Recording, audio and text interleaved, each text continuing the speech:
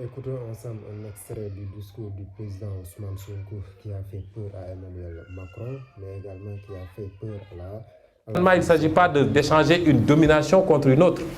Il s'agit d'assumer une souveraineté totale, absolue, et de collaborer avec tout le monde dans un sens bien compris de gagnant-gagnant. La France sera un partenaire si elle le désire, mais pas dans les conditions actuelles. La Chine, les États-Unis, tout le monde. Je serais heureux de rencontrer M. Vladimir Poutine. Parce que je suis un homme libre dans un pays libre. J'irai rencontrer M. Poutine si ça devenait possible. Comme je serais heureux de rencontrer M. Biden, de rencontrer le président Buhari, de rencontrer Ramaphosa et tout autre président de la République. Nous n'avons pas de complexe par rapport à ça. Mais c'est dire simplement que ce système, beaucoup de gens ont beaucoup parlé de la notion de système. On ne l'abandonnera jamais.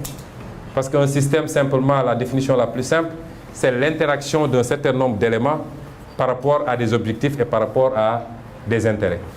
Et le système dont je parle ne s'est jamais senti autant menacé, n'a jamais senti la rupture aussi proche.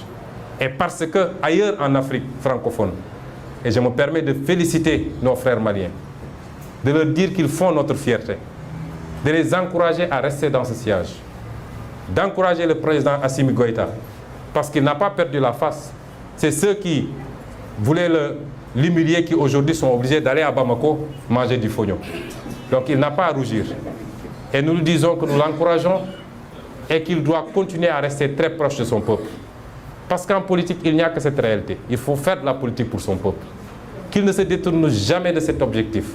Qu'il ne se laisse jamais embrigader dans des discours politiciens où on va lui dire que c'est toi qui es là, tu es le tout-puissant, qu'il reste collé aux intérêts de son peuple. Ils gagneront cette guerre contre la gangrène djihadiste par la grâce de Dieu et par les efforts des Maliens et par les efforts de tous les Africains. Si ce problème n'est pas réglé jusqu'en 2024, nous avons vu que Macky Sall a rapatrié les quelques éléments sénégalais qui étaient là-bas. Puisqu'ils n'étaient pas là-bas en tant que Sénégalais, ils étaient là-bas parce que la France lui avait demandé d'amener des troupes. Mais si ce problème n'est pas réglé jusqu'en 2024, si nous sommes élus président de la République, nous dépêcherons des troupes pour soutenir nos frères maliens et en finir avec cette gangrène. Qu'ils tiennent bon et qu'ils restent dans la dignité qu'on connaît. La dignité qui a été professée dans la charte du Mandem, celle qui a été professée dans la déclaration de Thierno Souleymane Baal. Document que nous avons tous oublié au profit de la Déclaration universelle des droits de l'homme de la France.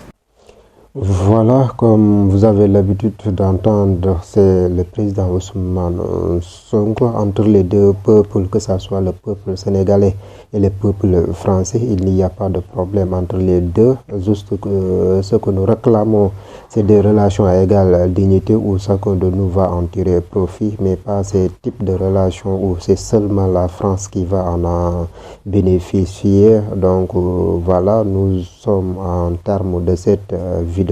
Nous vous invitons juste de vous abonner et également de liker la vidéo.